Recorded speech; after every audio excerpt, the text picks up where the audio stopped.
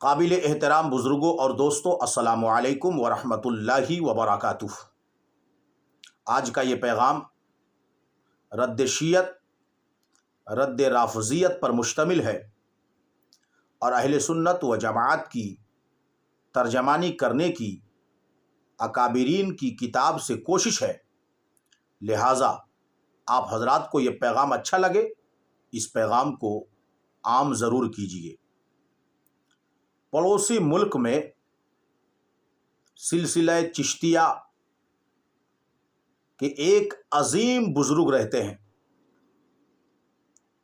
جن کو پوری دنیا فاتح قادیانیت، مناظر اہل سنت، آل نبی، اولاد علی، فخر السادات، مجدد وقت حضرت سید شاہ پیر مہر علی شاہ چشتی رضی اللہ تعالی عنہ کے نام سے جانتی، مانتی اور پہچانتی ہے۔ ماشاءاللہ آپ پیر لاسانی بھی ہے اور اہل سنت کا ایک بڑا حلقہ آپ کی ذات سے منسلک بھی ہے، اور آپ کا سلسلہ پڑوسی ملک میں دور دور تک پھیلا ہوا ہے۔ جی ہاں، سلسلہ طریقت کی جو کڑی ہے وہ میں انشاءاللہ تعالیٰ آپ کو اخیر میں بتانے کی کچھ کوشش کروں گا، لیکن پہلے جو پیغام میں آپ کو دینا چاہتا ہوں اس پیغام کو سن لیجئے۔ آج کل نیٹ کا زمانہ ہے، PDF کی شکل میں کتابیں نیٹ پر آپ کو مل جاتی ہیں، لہٰذا پیر مہر علی شاہ چشتی رضی اللہ تعالی عنہ کی کتابیں بھی اگر آپ پڑھنا چاہتے ہیں تو نیٹ پر آپ سرچ کر کے حضرت کی کتاب کو بخوبی پڑھ سکتے ہیں۔ ان کی ایک کتاب ہے، یعنی ان کے فتاوی جات کا مجموعہ ہے جن کو فتاوی مہریہ کہا جاتا ہے۔ تو فتاوی مہریہ کے بالکل شروع میں صفحہ نمبر 3 کے اندر ایک عنوان قائم ہے، اس میں لکھا ہوا ہے حضرت قبلہ عالم کا اپنے عقیدہ کے متعلق بیان۔ کیا مطلب؟ یعنی جناب سے اجمالی طور پر آپ کے عقیدہ کے متعلق استفسار کیا گیا تو آپ نے یہ تحریر فرمایا، یعنی جب حضرت پیر مہر علی شاہ چشتی رضی اللہ تعالی عنہ سے ان کے عقیدے کے متعلق پوچھا گیا اجمالی طور پر، تو آپ نے کیا جواب ارشاد فرمایا وہ آپ حضرات سماعت کیجئے۔ اس کا ایک حصہ جو میں آپ کو سنانا چاہتا ہوں اس پر خاص آپ کی توجہ چاہوں گا۔ تو حضرت فرماتے ہیں جواب دیتے ہوئے، سب تعریف خدائے تعالیٰ کے لیے ہے جس نے ہمیں ہدایت فرمائی، اور اگر وہ ہمیں ہدایت نہ فرماتا تو ہم ہدایت نہ پا سکتے۔ میں گواہی دیتا ہوں کہ بجز اللہ کے کوئی اور عبادت کے لائق نہیں، وہ یکتا ہے اور اس کا کوئی شریک نہیں، اور وہ ان صفات سے جو قرآن مجید میں بیان فرمائی ہیں ویسا ہی موصوف ہے جس طرح اس نے ارادہ فرمایا، اور گواہی دیتا ہوں کہ حضور پرنور جناب محمد مصطفیٰ صلی اللہ علیہ وسلم اس کے بندہ خاص اور رسول ہیں، اور گواہی دیتا ہوں کہ جو حضور علیہ الصلاۃ والسلام خدا کی طرف سے لائے وہ حق ہے۔ اب آگے دیکھیے آگے کیا فرماتے ہیں۔ فرماتے ہیں اور خلفائے اربعہ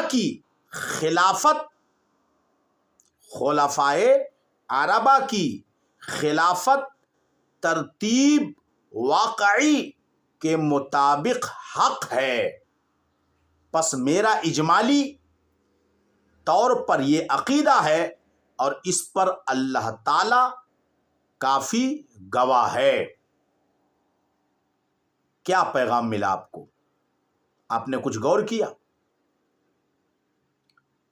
یعنی ایک انسان سنی ہے کہ نہیں، اس کے پہچان کے لیے اہل سنت و جماعت کا ایک عقیدہ جو افضلیت ابو بکر صدیق کا عقیدہ ہے، وہ عقیدہ بہت ہی امپورٹنٹ ہے۔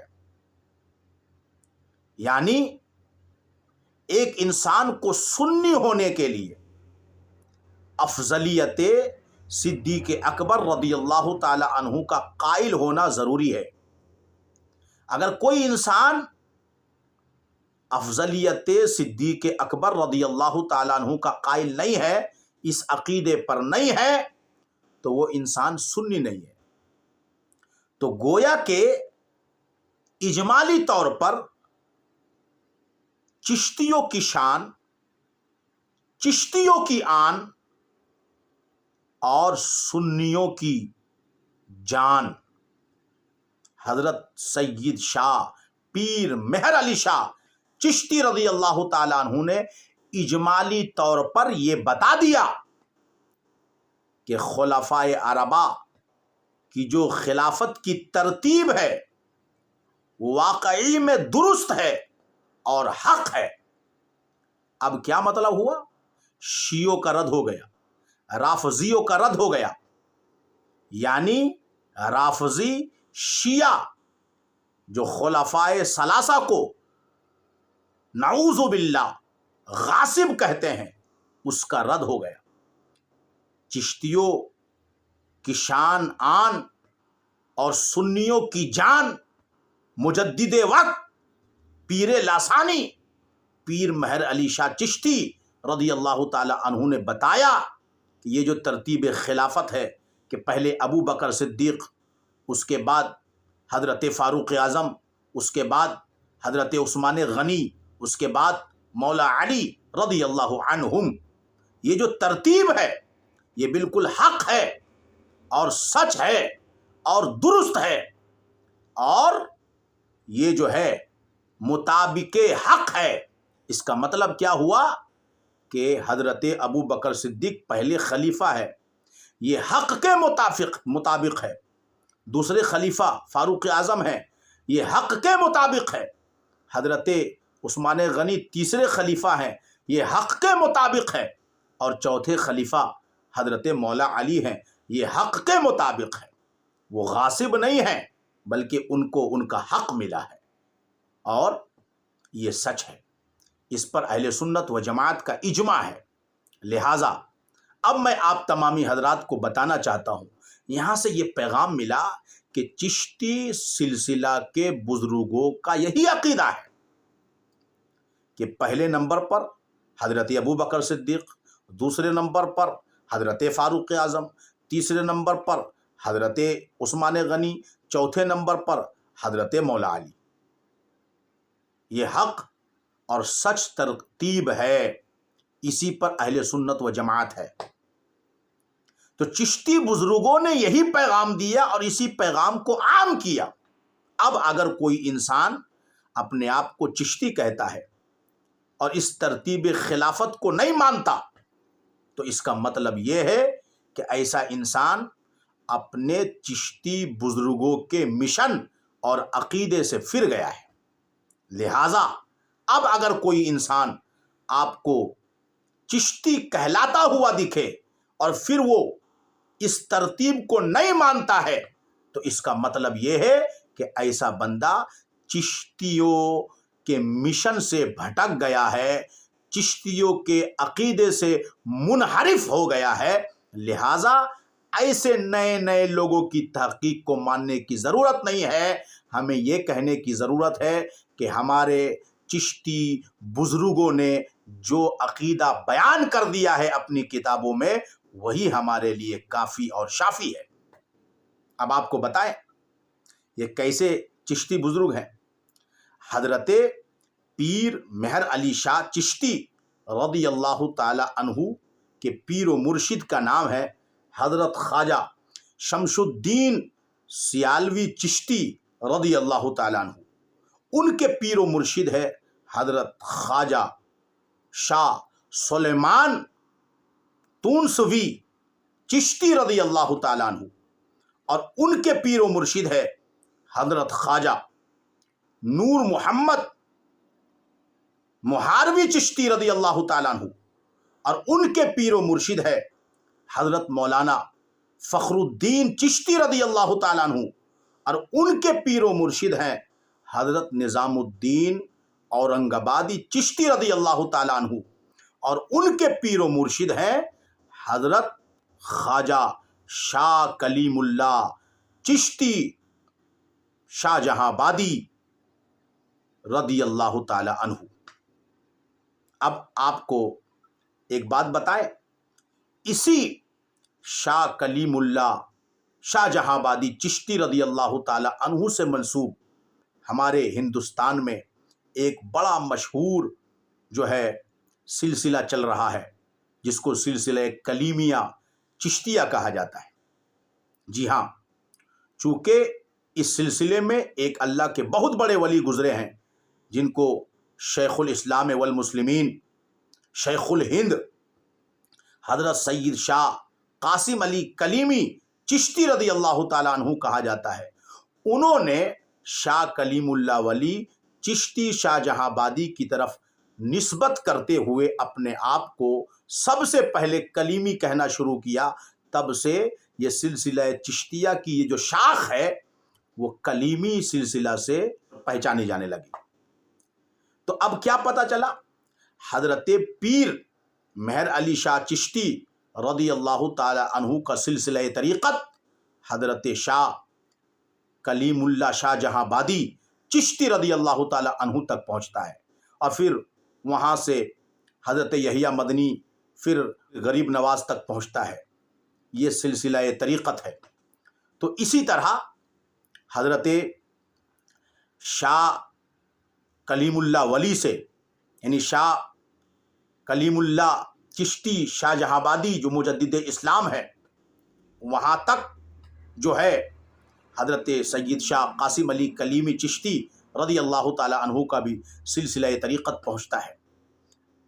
تو یہ حضرت شاہ کلیم اللہ شاہ جہاں آبادی کے خلفاء پورے ہندوستان میں اور پھر بر صغیر میں پھیل کر جو دین و سنیت کا کام کیا ہے وہ آب زر سے لکھنے کے لائق ہے. لہٰذا میں اپنے ہندوستان کے کلیمی برادران کو بھی اور تمام چشتی برادران کو یہ پیغام دینا چاہتا ہوں کہ حضرت شاہ کلیم اللہ شاہ جہاں آبادی چشتی رضی اللہ تعالی عنہ کے مریدین، ان کے مریدین، پھر ان کے مریدین، پھر ان کے مریدین، پھر ان کے مریدینوں کا یہی عقیدہ ہے کہ حضرت ابو بکر صدیق پہلے خلیفہ ہیں، دوسرے خلیفہ حضرت فاروق اعظم ہیں، تیسرے خلیفہ حضرت عثمان غنی ہیں، اور چوتھے خلیفہ حضرت مولا علی رضی اللہ عنہم ہے. تو اب کہنے کا مطلب یہ ہے کہ یہ ترتیب خلافت کوئی دھوکہ نہیں ہے، اس میں کوئی غاصب نہیں ہے، بلکہ ہر حق والے کو اپنے وقت میں ان کا حق ملا ہے، اور یہ حق بالکل سچ ہے، اور اسی پر اہل سنت و جماعت قائم ہے. لہٰذا آپ اگر چشتی ہیں، چاہے آپ ہندوستان کے سلسلہ کلیمیہ کی طرف منسوب ہو کر چشتی ہیں، یا پھر آپ جو ہے سیالوی چشتی ہیں، یا پھر آپ تونسوی چشتی ہیں، یا پھر آپ جو ہے مہری چشتی ہیں، کوئی بھی آپ چشتی ہیں، چاہے وہ آپ اشرفی چشتی ہیں، تو تمام چشتی بزرگوں کا یہی عقیدہ اور یہی نظریہ ہے، اور یہی عقیدے کی ترجمانی آج جو انسان کر رہا ہے اور اس عقیدے پر جو انسان ڈٹا ہوا ہے، وہی جو ہے چشتی بزرگوں کے مشن پر قائم ہے، چشتی بزرگوں کے عقیدے پر قائم ہے، ورنہ اگر کوئی ان عقیدوں پر نہیں ہے، ان عقیدوں کی ترجمانی نہیں کر رہا ہے، ان عقیدوں کو نہیں مان رہا ہے، اس کا مطلب یہ ہے کہ ایسا انسان چشتیوں کو بھی بدنام کر رہا ہے اور چشتی بزرگوں کی تعلیمات سے دور بھی چلا گیا ہے۔ لہٰذا ایسے لوگوں سے ہمارا کوئی تعلق نہیں ہے۔ لہٰذا تمام چشتی برادران کو میں یہ پیغام دینا چاہتا ہوں کہ یہی اہل سنت و جماعت کا نظریہ ہے، یہی اہل سنت و جماعت کا عقیدہ ہے، اور یہی ہمارے تمام چشتی بزرگوں کا عقیدہ اور نظریہ ہے۔ اللہ تعالیٰ سب کو اسی عقیدے پر قائم و دائم فرمائے۔ السلام علیکم ورحمۃ اللہ وبرکاتہ۔